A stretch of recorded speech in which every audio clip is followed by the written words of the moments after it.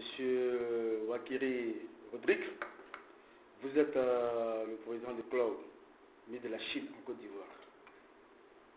Quel est le rôle d'un tel club en Afrique? D'abord, je tenais à vous remercier et vous saluer. Je tenais à travers votre canal saluer toute la Côte d'Ivoire et l'Afrique. Le rôle d'un tel club est de rapprocher les deux continents, le continent asiatique et le continent africain. Mais à travers le rapprochement, nous voulons amener les deux peuples à prendre ce qui est bon de chaque côté, mais surtout orienter le regard de l'Afrique vers l'Asie, vers le géant asiatique qui est la Chine. Parce que pour nous, la Chine, c'est un pays qui est parti de rien pour avoir un développement assez considérable. Et aujourd'hui, à 66 ans d'indépendance, la Chine rivalise avec les grandes nations. Quand vous regardez Shanghai, Shanghai n'a rien envié à New York. Quand on sait que les États-Unis ont eu leur indépendance en 1776 et qu'ils ont 239 ans aujourd'hui, et la Chine, qui a eu son indépendance le 1er octobre 1949, qui a 66 ans aujourd'hui, et qui rivalise avec les États-Unis, c'est dit que nous, les peuples africains, nous pouvons faire nettement mieux que la Chine. Il suffit de nous mettre au travail. Voilà pourquoi ce club-là a été créé, pour fouetter l'orgueil des Africains, pour les amener à imiter le modèle asiatique, en particulier le modèle chinois. Alors, comment est-ce que spécifiquement les Ivoiriens ont accueilli la naissance d'un tel club, le club ami de la Chine? Il faut dire que les Ivoiriens, beaucoup ne connaissent pas la Chine. Donc, lorsqu'on parle de la Chine, beaucoup ne savent pas de quoi on parle. Mais je tenais à tirer le chapeau à la diaspora et aussi à la communauté libanaise qui va beaucoup en Chine et qui nous ramène des produits de la Chine que nos frères africains payent. Mais aujourd'hui, à travers l'avènement du club ami de la Chine, beaucoup d'Ivoiriens vont en Chine et ils ont commencé à comprendre l'importance du club ami de la Chine. Parce qu'ils ont compris que nous leur montrons les réalités chinoises. Comment la Chine peut aider l'Afrique. Comment on peut obtenir des choses, de bonnes choses en Chine. Comment on peut faire des affaires en Chine. Le club ami de la Chine oriente les Africains, les Ivoiriens, les hommes d'affaires vers la Chine. Ils ont commencé à connaître l'importance du club et beaucoup sont heureux vraiment de venir vers nous pour avoir toutes les informations sur la Chine. Mais il se trouve aussi que le petit peuple n'est pas suffisamment au parfait de l'existence d'un tel club. Comment se fait-il que dans l'imagerie populaire, on ne sache pas que le géant chinois est un club d'année en Côte d'Ivoire? C'est vous qui m'informez, mais déjà, ce qu'il faut savoir, c'est que pas mal de personnes connaissent le club ami de la Chine. Ça, je peux vous le confirmer. Mais il faut dire que nous travaillons dans le silence, dans la discrétion. Parce que nous voulons d'abord emmener les Africains ou nous-mêmes, les Ivoiriens, à nous connaître nous-mêmes d'abord. Ce qui a fait qu'au niveau du club ami de la Chine, nous avions cherché à connaître la Côte d'Ivoire. Et en tant qu'Ivoirien, aujourd'hui en tant que président du club ami de la Chine, je fais partie des Ivoiriens qui connaissent mieux la Côte d'Ivoire, qui connaissent presque toutes les villes de la Côte d'Ivoire. En tout cas, la Côte d'Ivoire essentielle, nous la connaissons.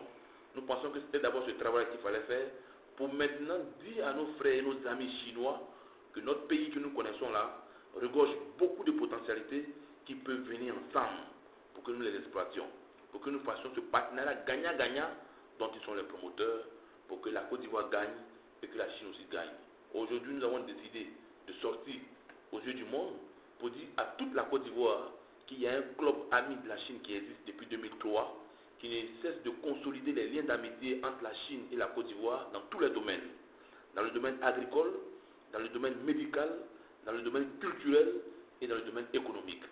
Donc nous demandons aux Ivoiriens de s'orienter sur nos sites, de s'orienter sur nos pages Facebook. Le club ami de la Chine existe bel et bien. Alors, sur cette lancée, nous sommes tentés de vous demander quels sont les acquis. Déjà, le club ami chinois, ami de la Chine a obtenu quoi? Quels sont les acquis? différentes activités des acquis? Ben, au niveau des acquis, d'abord, il faut dire que nous bénéficions déjà de la confiance de l'ambassade de Chine, l'ambassade de la République populaire de Chine. Nous bénéficions aussi de la confiance de nos autorités en termes d'acquis et nous bénéficions de l'estime de la population.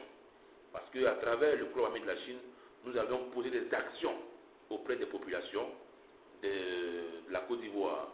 Je veux parler au niveau de l'Est d'Aboisseau, au niveau du sud ici d'Azopé, au niveau du Grand Est d'Abangrou, au niveau de Gagnoa. Je pense que le Club Ami de la Chine a posé pas mal d'actions.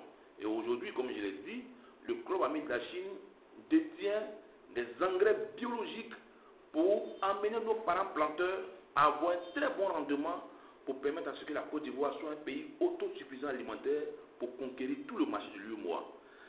De la manière, les 1,5 milliard de Chinois réussissent à manger et à vendre au reste du monde, le Club Ami de la Chine est en train d'emmener les Ivoiriens aussi à être un pays autosuffisant alimentaire et à vendre au reste de l'Afrique. Je pense qu'en termes d'acquis, nous avons gagné beaucoup et nous continuons de recevoir et nous continuons toujours d'emmener les Ivoiriens à nous faire confiance. Alors, d'aucuns pourraient être tentés de vous demander, mais aujourd'hui la Chine est considérée comme le premier pollueur mondial. Et du coup, vous choisissez d'être ami de la Chine. Vous savez, la pollution elle existe partout. La pollution existe partout. C'est une question de conscience morale. On ne peut rien contre la fabrication même des hommes polluent. Je parle des voitures.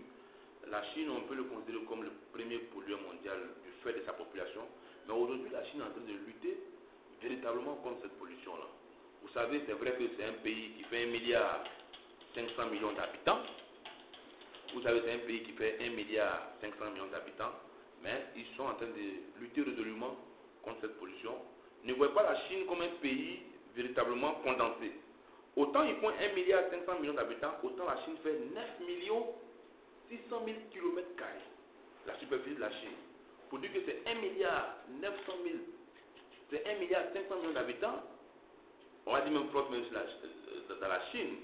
Voilà. Donc en termes de pollution, on dirait que c'est relatif, parce que en réalité, on les prend comme les premiers pollueurs mondiaux, mais il y a des pays qui véritablement ne sont pas nombreux où la pollution vraiment est exagérée. Alors, qu'est-ce qu'un opérateur économique pourrait gagner avec le Club Ami de la Chine? Ben, avec le Club Ami de la Chine, les opérateurs économiques ont beaucoup à gagner.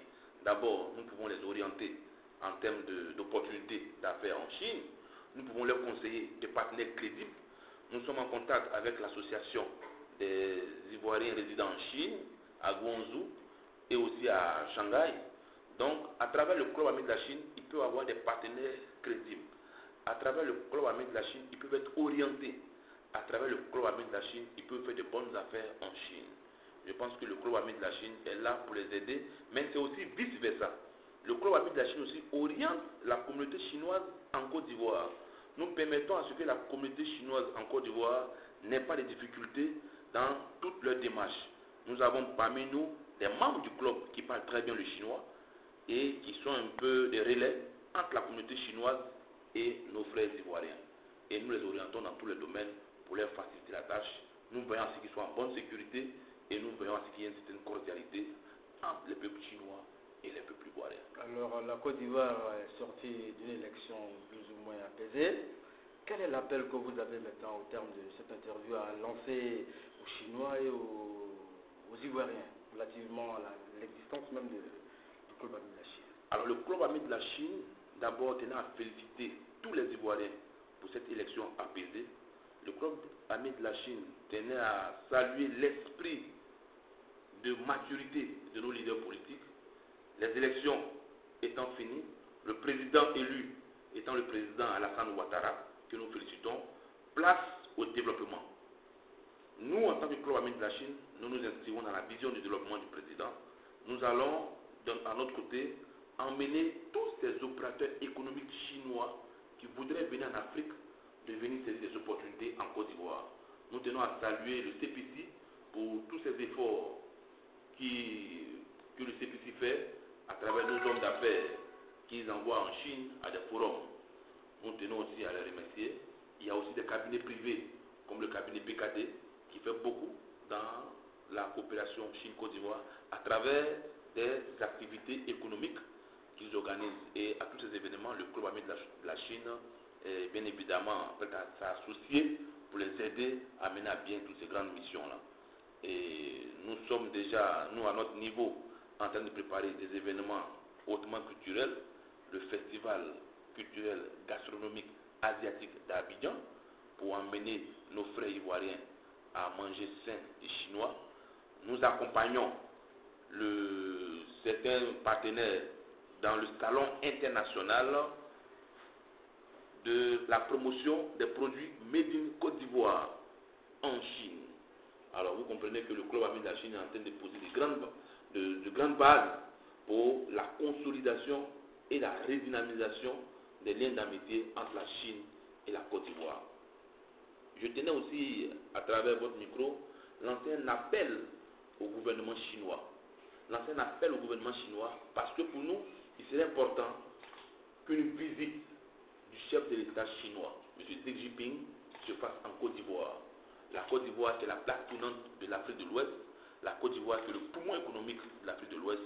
Nous souhaitons, en tant que les amis de la Chine, recevoir notre illustre ami, qui est Xi Jinping, à venir en Côte d'Ivoire pour connaître ce beau pays qui est pour nous le plus beau pays de l'Afrique de l'Ouest. Et nous tenons à lui présenter ce pays-là. Et en tant que les amis de la Chine, nous essaierons de l'inviter pour qu'il vienne ici un jour. Pour nous, ça sera un message fort dans la consolidation des liens entre la Chine et la Côte d'Ivoire. Merci, Monsieur le Président Wakiri Rodrigue. C'est sur cette note que prend fin cette interview avec toute la presse mondiale. Merci.